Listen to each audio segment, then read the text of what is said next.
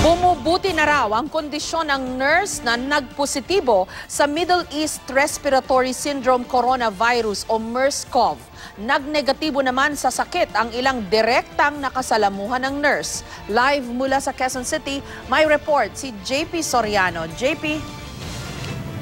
Jessica, pansamantalang pinawi ng DOH ang pangamba ng ilan na baka kumalat ang sakit ng MERS-CoV sa Pilipinas. Ito ay matapos sabihin nila na nagnegatibo sa sakit na ito ang mga taong minomonitor at binabantayan nila nito mga nakarang araw. At paglilinaw nila, Jessica, isa pa lang ang kumpirmado ng sakit na MERS sa Pilipinas at ito nga ang Pinay nurse na dumating sa NAIA nitong February 1.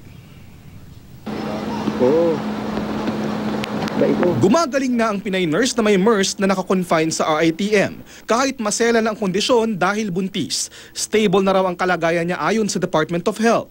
She's not showing any signs of distress.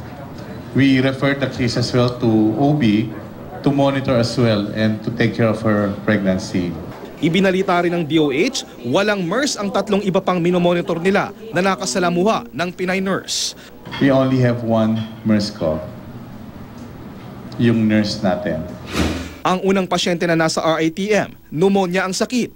Ang ikalawa na staff ng Evangelista Medical Specialty Hospital sa San Pedro, Laguna, nagnegatibo na rin sa MERS-CoV. Gayon na rin ang ikatlong pasyente, ang isang babaeng pasahero ng Saudia Airlines Flight 860, nagnegatibo na rin sa unang pagsusuri. We need to do another test. Sabi natin, di ba ganun, pag negative, kino-confirm natin ulit when the patient gets to show some signs and symptoms. Tapos na rin daw ang 14 days na incubation period ng MERS-CoV para sa lahat ng pasahero ng Saudia Airlines Flight 860 na sinakyan ng Pinay nurse. Ang 8 pasahero na taga Western Visayas at nasa Region 6, negatibo rin sa MERS. Kaya kung meron pang pasaherong hindi na contact tracing at hindi naman nagpakita ng sintomas, malamang daw ay negatibo na rin sila sa virus. Pero patuloy ang panawagan ng gobyerno sa mga OFW mula Middle East. Magkaroon ng MERS-CoV testing at least 2 weeks before they depart for the country. Inutusan na ng DFA ang mga embahada ng Pilipinas sa Middle East na magpatupad ng mga hakbang kontra MERS. Ang OWA, pinag-aaralan naman kung dapat gawing mandatory ang MERS testing sa lahat ng manggagaling ng Middle East. Sa gitna naman ng press co ng DOH tungkol sa MERS-CoV, may nagtanong sa DOH. Kasi may sinasabi na yung Colin 44 dinadivert lang daw dito sa nag-araw-araw ng DOH na nag-press. Ayaw ko na lang sagutin niya, parang ang layo naman. Dahil sagutin ko na rin yan. Tulad ni Sir, parang galit na galit siya sa pagkakatanong niya.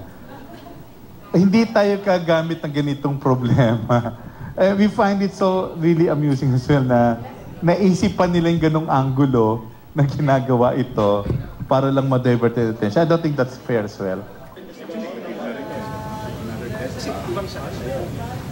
Jessica, ang tiyak daw, seryosong usapin ang sakit na MERS, kaya ginagawa rin ng gobyerno ang lahat para mapigilan ang pagkalat nito. At katunayan, mandatory sa mga Pilipinong OFW na mapapabilang doon sa repatriation program ng gobyerno na magpa-undergo ng MERS test kapag bago sila bumalik dito sa Pilipinas. At bukas, Jessica, inaasahang malalaman ng DOH kung gaano karaming Pilipino ang nakasama ng Pinay nurse doon sa Saudi, kung saan siya pinaniniwalaan o posibleng nakakuha ng sakit na ito. Jessica? Okay. So, JP, yung mga kasama na sumakay nitong Pinay nurse na ito dun sa eroplano na hindi nag-come forward para ma-test, no? Wala nang kaso yon kahit hindi na sila lumantad pa. Kasi tapos na o lagpas na yung incubation period na 14 days. Tama ba yung intindi ko?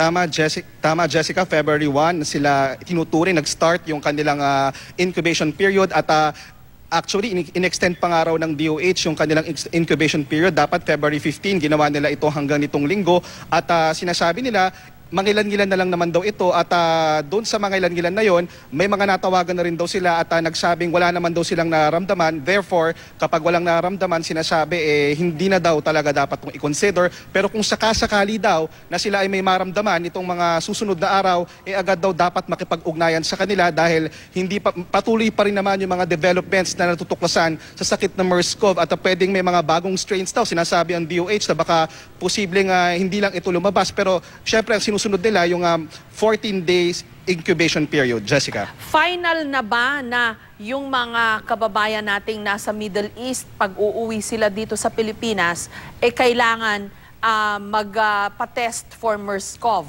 Final na ba yun? Directive na ba yun, JP?